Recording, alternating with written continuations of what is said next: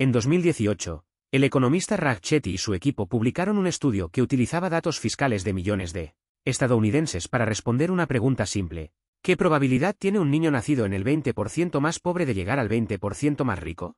La respuesta, un 7,5%. Menos de 1 de cada 13. Pero eso era solo la media nacional. Cuando Chetty desglosó los datos por código postal, las diferencias eran enormes. En algunos barrios, la probabilidad era del 12 o 13%. En otros, del 3. Un niño nacido en un barrio de San José, California, tenía 4 veces más posibilidades de ascender económicamente que uno nacido a 100 kilómetros de distancia. En Fresno. Mismo país. Mismas leyes. Misma economía. Resultados radicalmente distintos. ¿Por qué? En el episodio anterior vimos cómo se reparte la riqueza y cómo la desigualdad ha crecido. Pero la desigualdad en un momento dado solo cuenta la mitad de la historia. La otra mitad es la movilidad. ¿Pueden las personas moverse entre posiciones económicas a lo largo de su vida o de una generación a otra?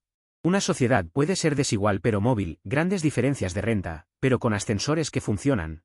O puede ser igual pero inmóvil, poca diferencia entre posiciones, pero nadie se mueve.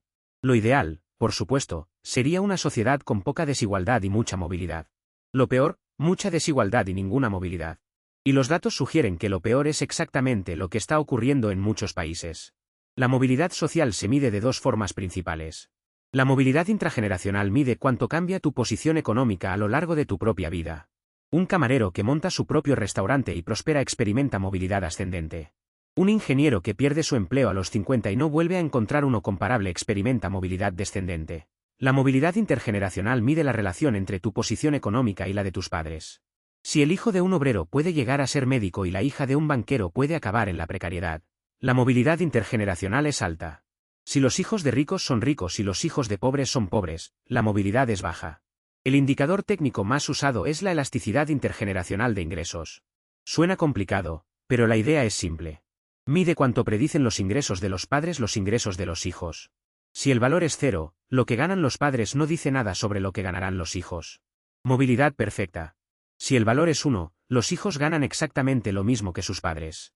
Movilidad 0. En los países nórdicos, la elasticidad es de alrededor de 0,2. En Estados Unidos, de 0,5. En el Reino Unido, de 0,4.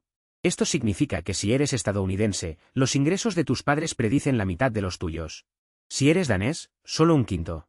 En 2012, el economista Alan Krueger presentó un gráfico que se hizo famoso con el nombre de curva del Gran Gatsby. El gráfico mostraba una relación sorprendentemente clara. Los países más desiguales tienen menos movilidad social. Y los más igualitarios, más movilidad. Dinamarca, Suecia, Noruega y Finlandia están en la esquina superior izquierda, poca desigualdad, mucha movilidad. Estados Unidos y el Reino Unido están en la esquina inferior derecha, mucha desigualdad, poca movilidad. América Latina está aún más lejos en esa esquina. La correlación no prueba causalidad. Pero el patrón es tan consistente que sugiere una conexión profunda. En sociedades muy desiguales, las distancias entre peldaños son mayores. Subir requiere más esfuerzo, más recursos, más suerte. Los que están arriba pueden invertir más en las ventajas de sus hijos, mejor educación, mejores contactos, mejor barrio. Los que están abajo parten con desventajas que se acumulan. Hay una paradoja incómoda aquí. Estados Unidos, el país que más celebra la meritocracia y el ascenso social, tiene menos movilidad intergeneracional que la mayoría de los países europeos.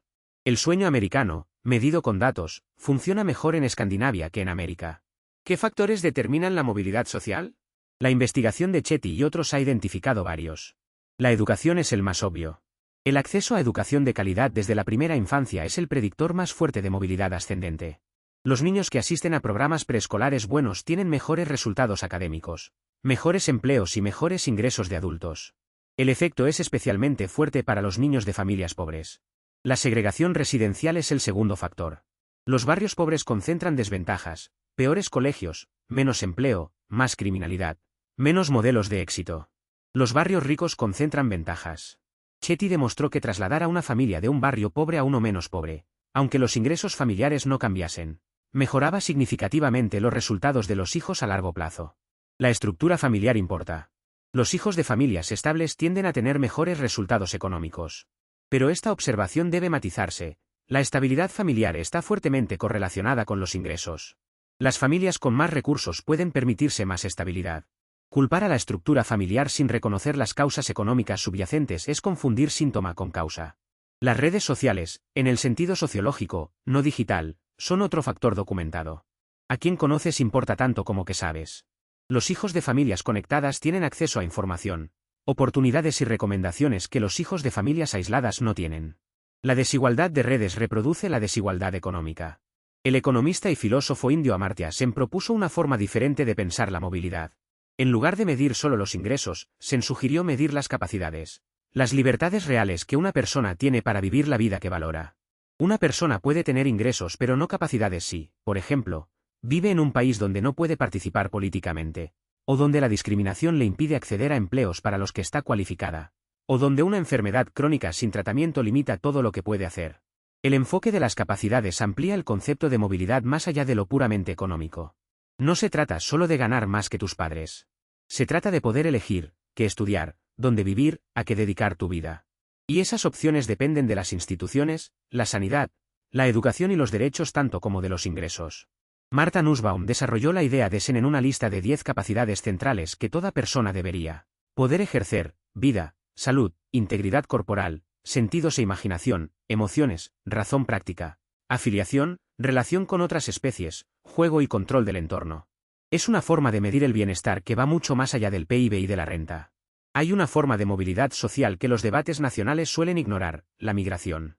Cuando una persona se traslada de un país pobre a uno rico, experimenta un salto de ingresos que ninguna política interna podría igualar.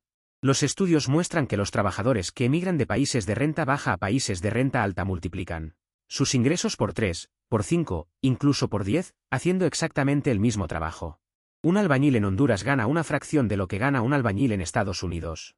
La diferencia no está en su habilidad ni en su esfuerzo. Está en el entorno institucional y económico donde trabaja. Desde la perspectiva de la movilidad social global, las restricciones a la migración son la mayor barrera al ascenso económico que existe. Michael Clemens, economista del Centro para el Desarrollo Global, estima que eliminar las barreras a la migración duplicaría el PIB mundial. Es probablemente la cifra más grande y más ignorada de toda la economía. La migración tiene costes y tensiones reales, presión sobre los servicios públicos, competencia salarial en los segmentos menos cualificados, desafíos de integración cultural. Estos problemas son legítimos. Pero el debate sobre la migración rara vez tiene en cuenta la magnitud del beneficio que supone para los migrantes y para la economía global. La movilidad social no siempre fue tan baja como hoy. El periodo de posguerra, entre 1945 y 1975, fue una edad dorada de movilidad en la mayoría de los países desarrollados. Los hijos de obreros llegaron a la universidad por primera vez en la historia. Las clases medias se expandieron masivamente. Los salarios crecían cada año. Comprar una casa, un coche y pagar la educación de los hijos era posible con un solo sueldo. ¿Qué lo hizo posible? La combinación de crecimiento económico rápido, impuestos progresivos altos, sindicatos fuertes, inversión pública masiva en educación y vivienda, y una expansión del empleo industrial que absorbía a millones de trabajadores sin cualificación formal. Cada uno de estos factores se ha debilitado. El crecimiento se ha ralentizado. Los impuestos se han reducido. Los sindicatos han perdido afiliados y poder. El empleo industrial se ha deslocalizado. Y la vivienda se ha encarecido hasta convertirse en la mayor barrera al ascenso. La cuestión es si aquella movilidad fue la norma histórica o la excepción. Piketty diría que fue la excepción, resultado de 2 guerras mundiales y un crecimiento irrepetible. Si tiene razón, el estancamiento actual de la movilidad no es una desviación. Es el retorno a la normalidad histórica. La movilidad social no es un número. Es la esperanza o la desesperanza de millones de familias. Un padre que trabaja 12 horas al día con la esperanza de que sus hijos vivan mejor. Una madre que ahorra durante años para que su hija vaya a la universidad. Un joven que estudia con disciplina creyendo que el esfuerzo se recompensa. Si la movilidad existe, esas apuestas tienen sentido. Si no existe, son ilusiones. Las sociedades que mantienen la promesa de movilidad son más estables, más cohesionadas y más dinámicas. Las que la pierden se polarizan. La frustración de quienes se esfuerzan y no avanzan alimenta la desconfianza en las instituciones, el resentimiento hacia las élites y la búsqueda de respuestas simples a problemas complejos. 3 ideas para llevaros de este episodio. Primera, la movilidad social se mide por la correlación entre los ingresos de padres e hijos. Los países nórdicos tienen la movilidad más alta del mundo desarrollado. Estados Unidos, pese a su narrativa meritocrática, tiene una movilidad baja y decreciente. La curva del Gran Gatsby muestra que más desigualdad tiende a producir menos movilidad. Segunda, los factores que determinan la movilidad son la educación, el barrio, las redes sociales y las instituciones. La investigación de Chetty demuestra que el código postal es un predictor más fuerte del futuro económico que el talento o el esfuerzo individual. La migración es la forma de movilidad más potente y más restringida del mundo. Tercera, la edad dorada de movilidad de posguerra fue posiblemente una excepción histórica, no la norma. El debilitamiento de los sindicatos, la reducción de impuestos progresivos, la deslocalización industrial y el encarecimiento de la vivienda han reducido las oportunidades de ascenso en la mayoría de los países desarrollados. Hemos visto lo que los gobiernos pueden hacer con la economía, política monetaria, fiscal, regulación, red de seguridad, diseño institucional. Cuando funciona, transforma naciones. Pero, ¿qué pasa cuando no funciona? La próxima vez, cuando el Estado se equivoca.